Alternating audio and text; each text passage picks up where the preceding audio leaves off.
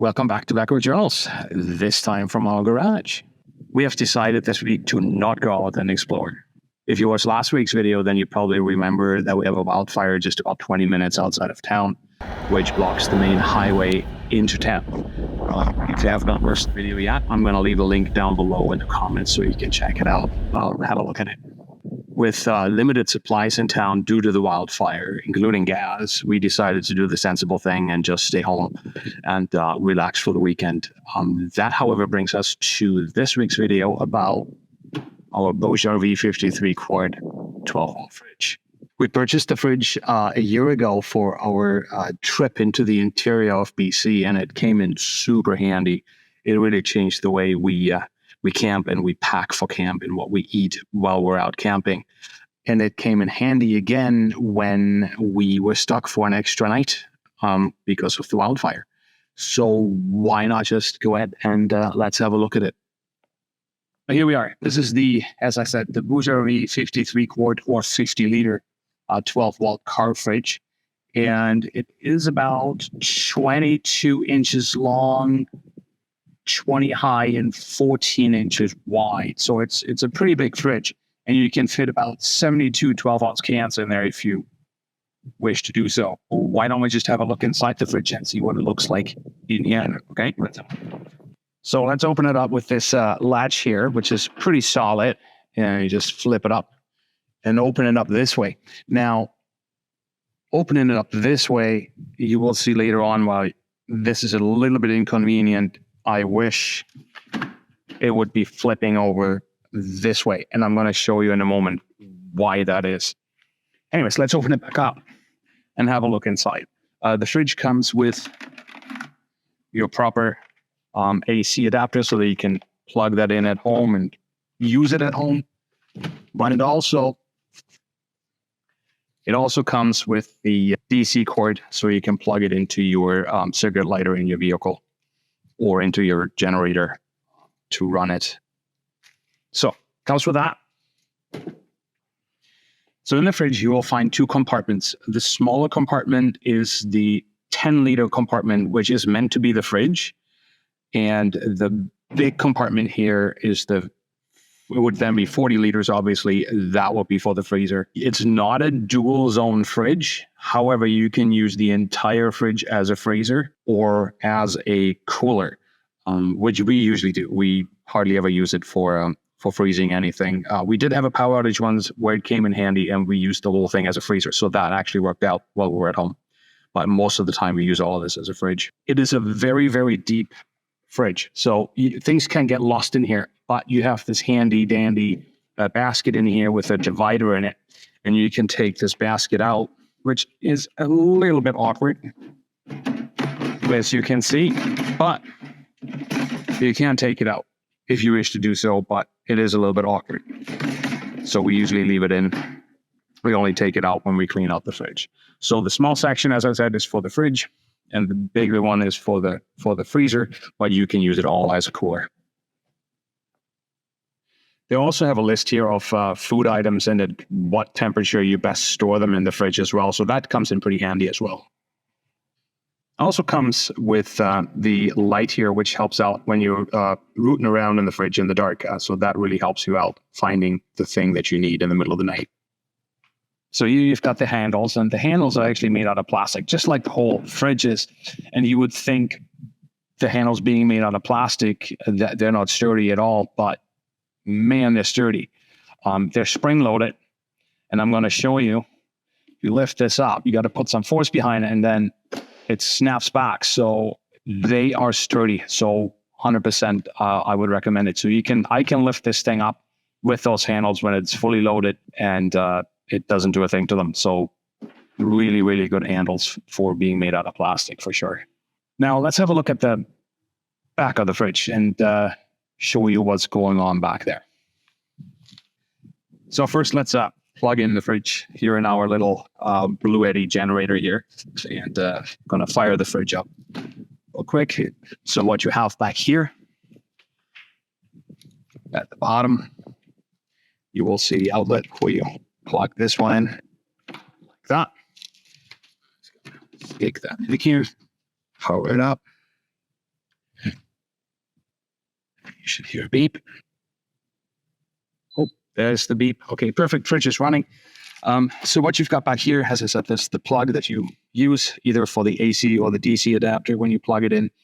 You have back here, you have battery protection, and you've got settings to medium, high, or low. To use to protect your battery when you have it plugged into your vehicle, that it's not going to drain your vehicle battery.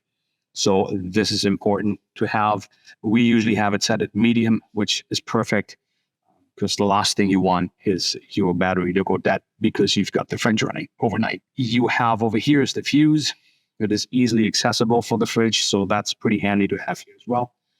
The compressors are in here, and you can hear it right now because it's cooling down at the moment.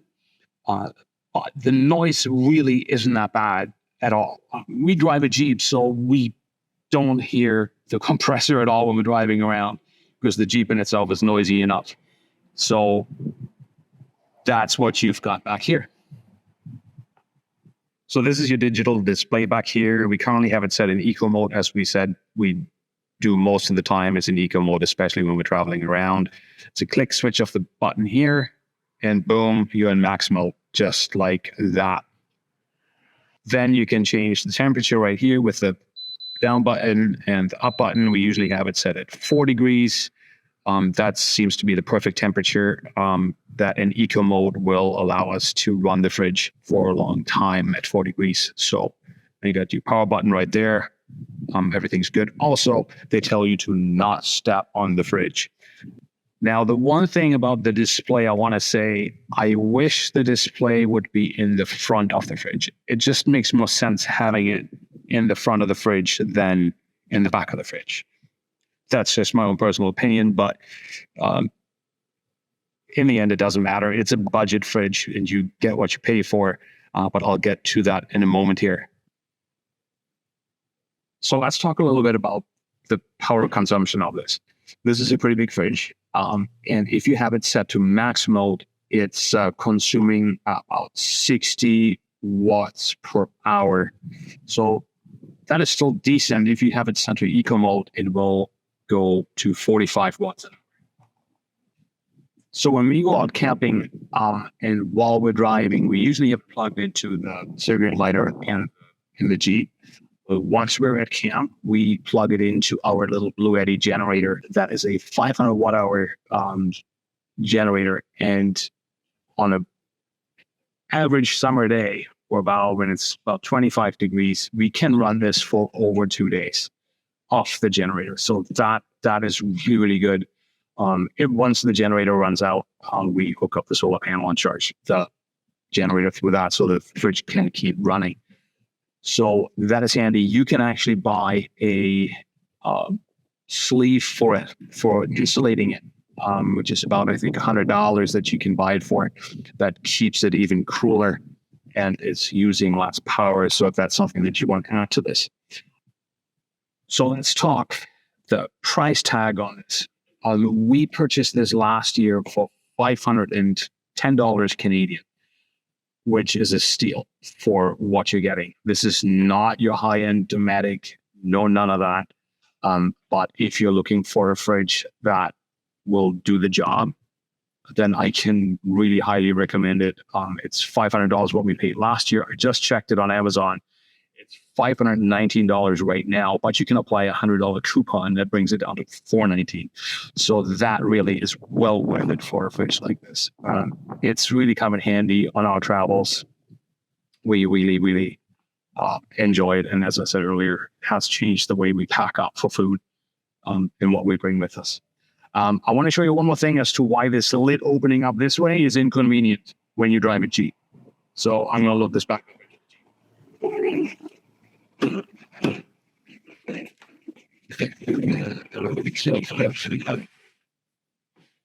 Okay, so this is usually how we have it set up in the Jeep. It's sitting like this. And as I said earlier, opening up this way is inconvenient when you have it sitting in the Jeep, and here's why. It hits the roll bar right here. And if you're rooting around in it and you're not holding this up, then this is going to happen. It's going to drop onto your head. You don't want that to happen. It happened plenty of times for us. So what we usually do is take the fridge out and put it in the shade once we're at camp. As I said, it would be a lot better if they would have designed it to flip open this way. Not really a big deal at all. This is a wonderful fridge for the price. The quality is amazing. It cools down really quick. We're super happy with it, and we're glad we got it, and we'll keep using it. At some point, we'll probably upgrade to a higher end one, but in the meantime, this is the perfect beginner fridge if you're looking into something like that. So this was a little bit of a different video. We usually don't do reviews, but we really thought this fridge here deserved a review after 1 year of use. And I hope you enjoyed the video. I hope it was helpful. And if you want to see more reviews, let us know down in the comments. One way or another, we will be back next week with a new adventure. That's for sure. And if you don't want to miss any of our adventures, don't forget to subscribe. If you like the video, like it, leave comments, suggestions down there. Everything is welcome. And we'll see you next week from the trails again. We'll see you there. Take care.